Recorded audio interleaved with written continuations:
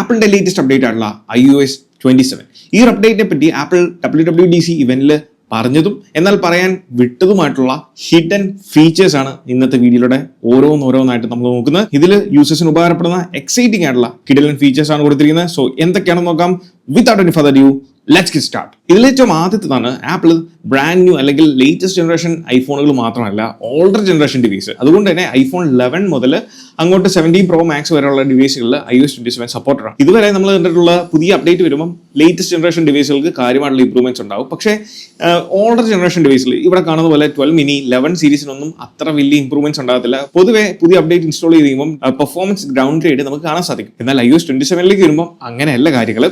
കാര്യമായിട്ടുള്ള നല്ല രീതിയിലുള്ള പെർഫോമൻസ് ഇംപ്രൂവ്മെന്റ്സ് ഓൾഡർ ജനറേഷൻ ഡിവൈസുകളിൽ iOS 27 ഓഫർ ചെയ്യുന്നുണ്ട്. അതിന്റെ ഏറ്റവും വലിയ എക്സാമ്പിൾ ആണ് എയർ ഡ്രോപ്പിന് കാര്യമായിട്ടുള്ള ഒരു ഇംപ്രൂവ്മെന്റ്സ് ഇപ്പം കൊണ്ടുവരാൻ സാധിച്ചിട്ടുണ്ട്. ഫോർ എക്സാമ്പിൾ, നമ്മൾ ഈ ഒരു ഇമേജ് സെലക്ട് ചെയ്തു. ഞാൻ ഈ ഒരു എയർ ഡ്രോപ്പ് എനിക്ക് അടുത്തുള്ള ഡിവൈസിലേക്ക് ഷെയർ ചെയ്യണം. അതിന്റെ സ്പീഡ് നിങ്ങൾ കണ്ടോണം. ജസ്റ്റ് അതിലേക്ക് ടാപ്പ് ചെയ്ത് കഴിഞ്ഞാൽ വന്നു.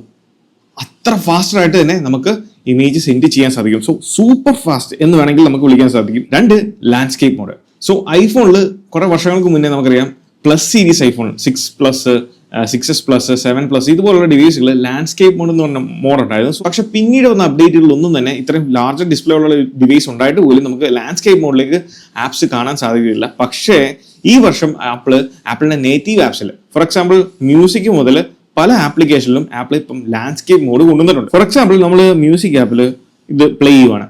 ഇതിപ്പം പോർട്രേറ്റ് മോഡിലാണ് കാണുന്നത്. നമ്മൾ ഈ ഒരു മ്യൂസിക് മെനു ജസ്റ്റ് ഓപ്പൺ ചെയ്ത് വെച്ചിട്ട് ലാൻഡ്സ്കേപ്പിലേക്ക് തിരിക്കുമ്പോൾ ഓട്ടോമാറ്റിക്കലി അത് ലാൻഡ്സ്കേപ്പിലേക്ക് ഷിഫ്റ്റ് ആവുന്ന കാണാൻ സാധിക്കും.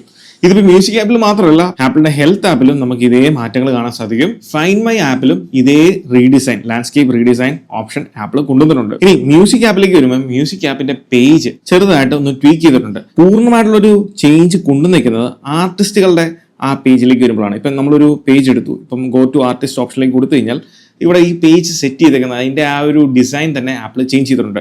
iOS 26 വരെ നമുക്ക് ഈ ഒരു രീതിയിലായിരുന്നു ഒരു ആർട്ടിസ്റ്റിന്റെ പേജ് എടുത്തു കഴിഞ്ഞാൽ ഇങ്ങനെയായിരുന്നു പോയിക്കൊണ്ടിരുന്നത്. പക്ഷേ ഇതിൽ iOS 27 വളരെ കൃത്യമായിട്ട് തന്നെ എല്ലാം ഓർഗനൈസ് ചെയ്തിട്ടുണ്ട് എന്ന് വേണം പറയാൻ. അടുത്ത വന്ന മാറ്റം ഫോട്ടോസ് ആപ്പിലാണ്. ഫോട്ടോസ് ആപ്പിൽ നിങ്ങളിപ്പം ഷൂട്ട് ചെയ്ത് വെച്ചിരിക്കുന്ന വീഡിയോയുടെ താഴെയുള്ള സ്ലൈഡർ, ഈ ഒരു സ്ലൈഡർ ഉപയോഗിച്ചിട്ട് നമുക്ക് വീഡിയോ ഡ്യൂറേഷൻ അഡ്ജസ്റ്റ് ചെയ്യാൻ സാധിക്കും.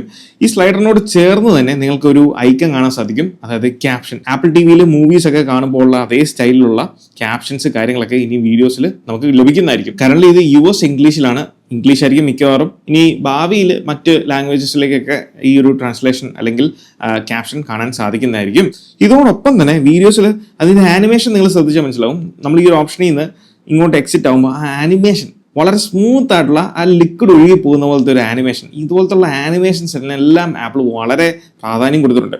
ഇതോടൊപ്പം തന്നെ ഏറ്റവും ടോപ്പ് ഓപ്ഷനിൽ ഈ 3 ഡോട്ട് ഓപ്ഷനിൽ ടാപ്പ് ചെയ്ത് കഴിഞ്ഞാൽ save video frame as photo എന്ന് പറയുന്ന ഒരു അഡീഷണൽ ഓപ്ഷൻ കൊടുത്തിട്ടുണ്ട്. അതായത് ഇനി മുതൽ നമ്മളൊരു വീഡിയോ, ആ വീഡിയോയിൽ നമുക്ക് ഇഷ്ടപ്പെട്ട ഒരു ഫ്രെയിം വന്നു, ഓക്കെ, ഈ ഫ്രെയിം നമ്മൾ പൊതുവെ ഈ ഫ്രെയിം എടുക്കണം, ഇതൊരു ഫോട്ടോ ആക്കണം എന്നുണ്ടെങ്കിൽ സ്ക്രീൻഷോട്ട് ആണ് എടുക്കുന്നത്. ഈ സ്ക്രീൻഷോട്ടിന് പകരം ആ കണ്ട ഫ്രെയിം നമുക്ക് ഫോട്ടോ ആയിട്ട് എടുക്കാൻ സാധിക്കും. അതിന് ഈ 3 ഡോട്ടിൽ ടാപ്പ് ചെയ്യുക, സേവ് വീഡിയോ ഫ്രെയിം എന്ന് പറഞ്ഞ് കൊടുത്തു കഴിഞ്ഞാൽ ഇവിടെ സേവ്ഡ് വീഡിയോ ഫ്രെയിം എന്ന് കാണാൻ സാധിക്കും. എന്നിട്ട് നമ്മൾ ലാസ്റ്റ് എടുത്ത ഫോട്ടോ ഓപ്ഷനിലേക്ക് പോയി കഴിഞ്ഞാൽ ആ വീഡിയോയുടെ ആ ഒരു ഫ്രെയിം നമുക്ക് ഫോട്ടോ ആയിട്ട് ലഭിച്ചിട്ടുണ്ട്.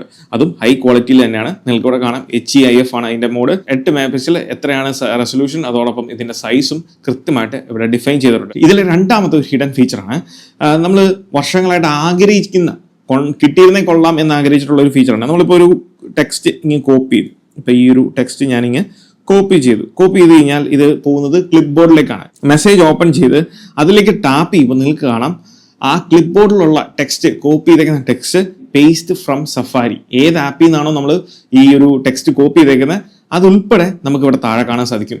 ഇത് കാണുമ്പോൾ നമുക്ക് ഓർമ്മ വരുന്നത്, നമുക്കറിയാം നമ്മൾ OTP മെയിലിലോ അല്ലെങ്കിൽ മെസ്സേജ് ആയിട്ടോ OTP വരുമ്പം അത് നമുക്ക് ഇതുപോലെ കീബോർഡിന്റെ താഴെ പ്രോംപ്റ്റ് ചെയ്യും വന്നിരിക്കുന്ന OTP എന്ന് പറഞ്ഞ പോലെ തന്നെ നമ്മൾ കോപ്പി ചെയ്തേക്കുന്ന ടെക്സ്റ്റ് നമുക്ക് വളരെ പെട്ടെന്ന് തന്നെ ജസ്റ്റ് അതിൽ ടാപ്പ് ചെയ്ത് കഴിഞ്ഞാൽ ഇങ്ങനെ കോപ്പി പേസ്റ്റ് ചെയ്യാൻ സാധിക്കുന്നതാണ്. പിന്നെ വന്ന ഏറ്റവും വലിയൊരു ചേഞ്ച് എന്ന് പറയുന്നത് സെർച്ചാണ്. അതായത് നമ്മുടെ സ്പോട്ട്ലൈറ്റ് സെർച്ച് പോലെ തന്നെ ലിറ്ററലി നമുക്ക് ഡിവൈസിന്റെ ഓവറോൾ AI പരമായിട്ടുള്ള ഇംപ്രൂവ്മെന്റ്സ് വരുന്നതിന്റെ ഭാഗമായിട്ട് സെർച്ചിങ്ങിന്, അതിപ്പോൾ ഇമേജ് സെർച്ച് ആയിക്കോട്ടെ, ഒരു ആപ്പിനകത്തുള്ള ഡേറ്റ സെർച്ച് ആയിക്കോട്ടെ, ഇതെല്ലാം ഇംപ്രൂവ് ചെയ്യുന്നതിന്റെ ഭാഗമായിട്ട് ഇൻഡെക്സിംഗ് എന്ന് പറയുന്ന പ്രോസസ്സ് നമുക്കറിയാം. ഒരു അപ്ഡേറ്റ് ചെയ്ത് കഴിയുമ്പം പൊതുവേ നമുക്ക് ലഭിക്കുന്ന ഒരു കാര്യമാണ് ഇൻഡെക്സിംഗ്. അത് 1-2 ദിവസമൊക്കെ നീണ്ടു നിൽക്കും, ചിലപ്പം ചില മണിക്കൂറുകൾ മാത്രമായിരിക്കും നീണ്ടു നിൽക്കുന്നത്.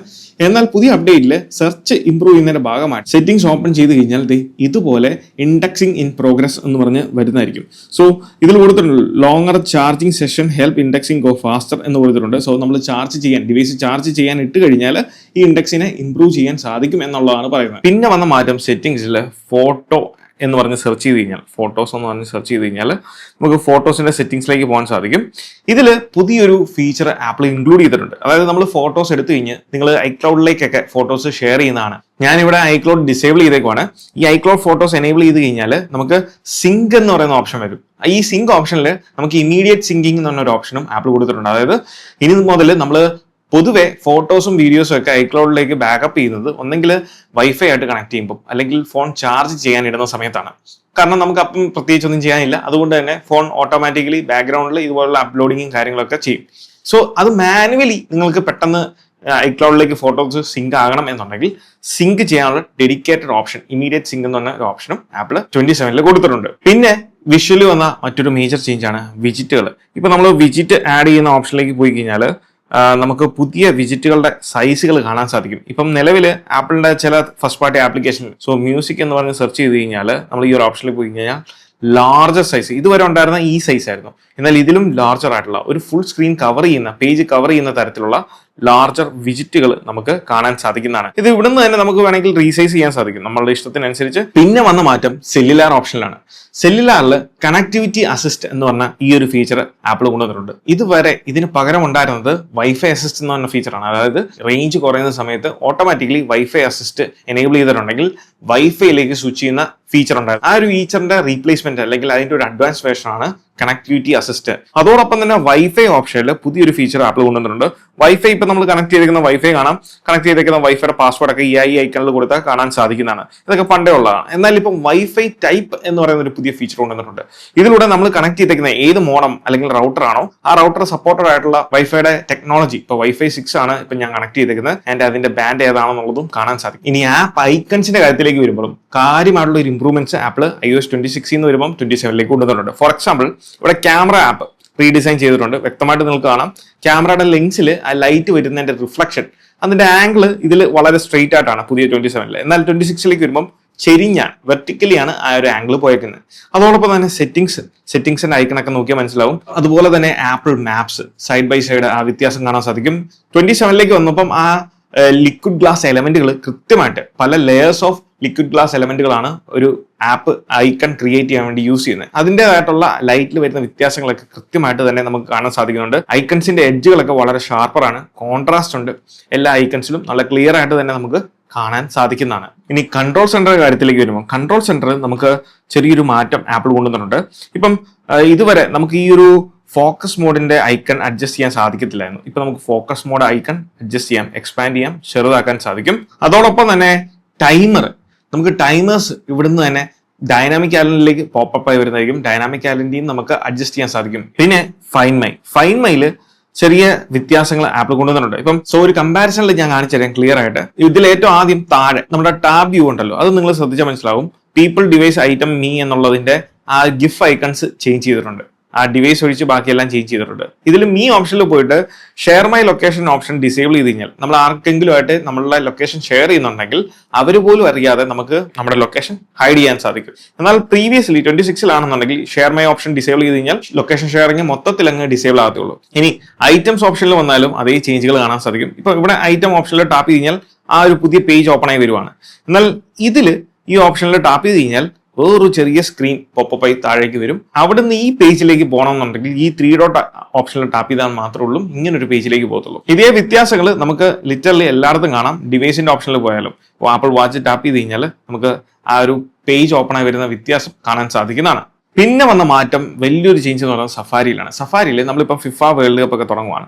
സോ അതിന്റെ ഭാഗമായിട്ട് നമ്മളൊരു മാച്ച് അതിന്റെ ലൈവ് അപ്ഡേറ്റുകളൊക്കെ അറിയുന്ന ഒരു പേജ് ഓപ്പൺ ചെയ്തിട്ടുണ്ടെന്നുണ്ടെങ്കിൽ ഈ എപ്പോഴും നമ്മൾ സഫാരി ആപ്പ് ഓപ്പൺ ചെയ്ത് ഇതിന്റെ ലൈവ് അപ്ഡേറ്റ് എന്താണെന്ന് ചെക്ക് ചെയ്യുന്നതിന് പകരം ഈ ഒരു താഴെ URL കാണുന്ന ഡോട്ട് ഓപ്ഷനിൽ ടാപ്പ് ചെയ്ത് കഴിഞ്ഞാൽ താഴത്തേക്ക് സ്ക്രോൾ ചെയ്യുമ്പോൾ ഇവിടെ നോട്ടിഫൈ മീ എന്ന് പറയുന്ന പുതിയൊരു ഓപ്ഷൻ കാണാൻ സാധിക്കും. ഇതിലങ്ങ് ടാപ്പ് ചെയ്ത് കഴിഞ്ഞാൽ ഇപ്പം നമ്മൾ ഓപ്പൺ ചെയ്ത് വെച്ചേക്കുന്ന പേജിൽ എന്ത് മാറ്റം സംഭവിച്ചാലും, ഇപ്പം സ്കോർ ചേഞ്ച് ചെയ്തിട്ടുണ്ട്, പോയിന്റ്സ് അപ്ഗ്രേഡ് ചെയ്തിട്ടുണ്ടെങ്കിൽ അതെല്ലാം നമുക്ക് അപ്പോഴേ നോട്ടിഫിക്കേഷൻ ആയിട്ട് ലഭിക്കുന്നതായിരിക്കും. അതോടൊപ്പം തന്നെ പ്രീവിയസ്ലി നമ്മൾ ഉപയോഗിക്കുന്ന കോമ്പാക്ട് വ്യൂ ആണ്. ഇതിന്റെ പേര് കോമ്പാക്ട് വ്യൂ എന്നാണ്. കാരണം നമ്മൾ മേളിലേക്ക് സ്ക്രോൾ ചെയ്യുമ്പോൾ ആ ഒരു URL പേജ് താഴത്തേക്ക് ചുരുങ്ങും. ഇത് തന്നെയാണ് ഇവിടെ സംഭവിക്കുന്നത്. ഈ കോമ്പാക്ട് വ്യൂവിൽ നമ്മൾ ഇതുവരെ നേരിട്ടുകൊണ്ടിരുന്ന ഒരു പ്രശ്നം എന്ന് വെച്ചാൽ ഒരു ടാബ് നിങ്ങൾക്ക് ഓപ്പൺ ചെയ്യണം എന്നുണ്ടെങ്കിൽ ഈ 3 ഡോട്ടിൽ ടാപ്പ് ചെയ്തിട്ട് ഇവിടെ ഓൾ ടാബ്സ് ഓപ്ഷനിൽ പോകണം. എന്നാൽ 27ലേക്ക് വന്നപ്പോൾ അത് എളുപ്പമാക്കിയിട്ടുണ്ട്. ആ 3 ഡോട്ട് ഓപ്ഷൻ അവിടെ നിന്ന് എടുത്ത് കളഞ്ഞ് ഈ ഓൾ ടാബ് ഓപ്ഷൻ നമുക്ക് ഇവിടെ ഡയറക്ട്ലി ആക്സസ് ചെയ്യാൻ സാധിക്കുന്നതാണ്. പിന്നെ കൊണ്ടുവന്ന വലിയൊരു മാറ്റം എവിടെയാണെന്ന് വെച്ചാൽ മെസ്സേജസ് ആപ്പിൽ iOS 26ലും നമ്മൾ നേരിട്ടുകൊണ്ടിരുന്ന ഏറ്റവും വലിയൊരു പ്രതിസന്ധി എന്ന് വെച്ചാൽ ഇതാണ്. ഇവിടെ നിങ്ങൾക്ക് കാണാം 2 മൈക്രോഫോൺ ഐക്കൺ, ഇവിടെയും കാണാം താഴെയും കാണാം. ഇത് രണ്ടും ഒരേ സംഭവം തന്നെയാണ്. ഇതിൽ ടാപ്പ് ചെയ്ത് കഴിഞ്ഞാൽ ഡിക്റ്റേഷൻ ആണ് എനേബിൾ ആകുന്നത്, ഇവിടെയും ഡിക്റ്റേഷൻ തന്നെയാണ്. അപ്പം ഒരേ കാര്യത്തിന് 2 ഓപ്ഷന്റെ ആവശ്യമില്ല. അപ്പൊ ഈ ഒരു ഓപ്ഷൻ ഇവിടെ വെച്ചേക്കുന്നതുകൊണ്ട് തന്നെ ടൈപ്പ് ചെയ്യുമ്പോഴാണെങ്കിലും അറിയാതെ തട്ടിയും മുട്ടിയൊക്കെ ആക്സിഡന്റലി എപ്പോഴും നമുക്ക് ഈ ഡിക്റ്റേഷന്റെ ഓപ്ഷനിലേക്ക് ആയിരിക്കും പോകുന്നത്, അറിയാതെ വോയിസ് റെക്കോർഡ് ആവുകയൊക്കെ ചെയ്യും. അപ്പോൾ ഈ ബുദ്ധിമുട്ട് തിരിച്ചറിഞ്ഞ ആപ്പിള് ഇപ്പൊ എന്താ ചെയ്തേക്കുന്നത് വെച്ചാൽ ഇവിടെ ഈ ഓപ്ഷൻ ഈ ഒരു മൈക്കിന്റെ ഓപ്ഷൻ താഴെ മാത്രമാക്കി മേളിൽ ആ ഓപ്ഷൻ എടുത്ത് കളഞ്ഞിട്ട് ഇവിടെ ഡെഡിക്കേറ്റഡ് ആയിട്ടുള്ള വോയിസ് റെക്കോർഡ് ബട്ടൺ ഓപ്ഷനാണ് കൊടുത്തേക്കുന്നത്. സോ ഇതിലൂടെ നമുക്ക് വോയിസ് ബട്ടൺ റെക്കോർഡ് ചെയ്ത് സെൻഡ് ചെയ്യണം എന്നുണ്ടെങ്കിൽ സെൻഡ് ചെയ്യാം. എന്നാൽ ഈ വോയിസ് റെക്കോർഡ് ബട്ടൺ വേണ്ട എന്നുണ്ടെങ്കിൽ അതിനൊരു പരിഹാരവും ആപ്പിൾ കൊണ്ടുവന്നിട്ടുണ്ട്. സെറ്റിംഗ്സിൽ മെസ്സേജിന്റെ സെറ്റിംഗ്സ് ഓപ്പൺ ചെയ്യുക. മെസ്സേജിന്റെ സെറ്റിംഗ്സിൽ താഴേക്ക് പോകുമ്പോൾ ഷോ ഇൻ ടെക്സ്റ്റ് ഫീൽഡ് എന്ന് പറഞ്ഞ ഓപ്ഷൻ കൊടുത്തിട്ടുണ്ട്. ഇതില് നൺ എന്നുള്ള ഓപ്ഷൻ സെലക്ട് ചെയ്ത് കഴിഞ്ഞാൽ പിന്നെ വോയിസ് റെക്കോർഡും കാണത്തില്ല, നമ്മുടെ ഡിക്റ്റേഷൻ ഓപ്ഷനും കാണത്തില്ല. കംപ്ലീറ്റ്ലി പൂർണ്ണമായിട്ട് നമുക്ക് ഇതിനെല്ലാം മാറ്റാൻ സാധിക്കുന്നതാണ്. പിന്നെ വന്ന മാറ്റം പാസ്വേഡ് ആപ്പ്.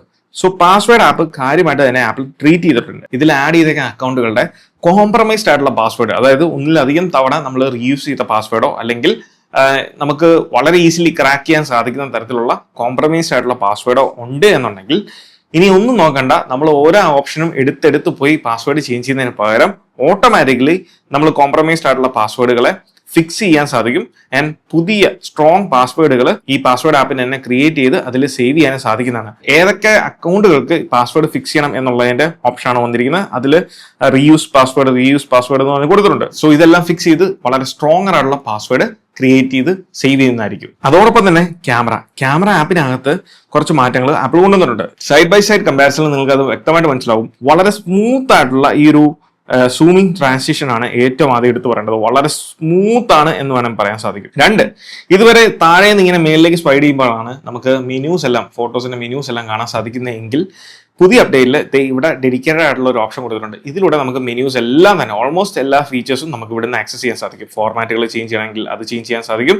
അതിന് ഈ മേളിൽ പോകേണ്ട ആവശ്യമില്ല. മേളിൽ അതിന്റെ ലൈവ് ആയിട്ടുള്ള എന്തൊക്കെ ഓപ്ഷൻസ് നമ്മളിവിടെ എനേബിൾ ചെയ്യുന്നു അല്ലെങ്കിൽ ചേഞ്ച് ചെയ്യുന്നു അതിന്റെ അനുസരിച്ചുള്ള മാറ്റങ്ങൾ നമുക്ക് ഇവിടെ ലഭിക്കുന്നതായിരിക്കും. ആൻഡ് ആപ്പിൾ ഇന്റലിജൻസിന്റെ അപ്ഗ്രേഡഡ് വേർഷൻ ആയിട്ടുള്ള വിഷ്വൽ ഇന്റലിജൻസ് ഓപ്ഷനും നമുക്ക് ഇപ്പം ക്യാമറ ആപ്പിൽ നിന്ന് തന്നെ ആക്സസ് ചെയ്യാൻ സാധിക്കുന്നതാണ്. കറന്റ് സിറി ഉള്ളത് വെയിറ്റിംഗ് ലിസ്റ്റിലാണ്. നമ്മൾ ഇതുവരെ സിറി എനേബിൾഡ് ആയിട്ടില്ല. അതുകൊണ്ട് തന്നെയാണ് വിഷ്വൽ ഇന്റലിജൻസിന്റെ ഓപ്ഷൻ നമുക്ക് ക്യാമറ മോഡിനകത്ത് വരാത്തത്. വളരെ സ്മൂത്തർ ആയിട്ടുള്ള പെർഫോമൻസ് ആണ് ഓവറോൾ iOS 27 നമുക്ക് പ്രൊവൈഡ് ചെയ്യുന്നത്. സോ iOS 27ന്റെ ഇനിയും നിരവധി ഫീച്ചേഴ്സ് ഉണ്ട്. അതെല്ലാം മറ്റ് വീഡിയോസിൽ നമ്മൾ ഡീറ്റെയിൽ ആയിട്ട് ചെയ്യുന്നതായിരിക്കും. അപ്പോൾ ഈ ഒരു വീഡിയോ നിങ്ങൾക്ക് ഇഷ്ടമായെന്ന് വിചാരിക്കുന്നു. ഈ വീഡിയോ ഇഷ്ടമായാൽ തീർച്ചയായിട്ടും പോയി നമ്മൾ ലൈക്ക് ബട്ടൺ സ്മാഷ് ചെയ്യുക. So once again this is Milan. Catch you guys next one. Until then, peace.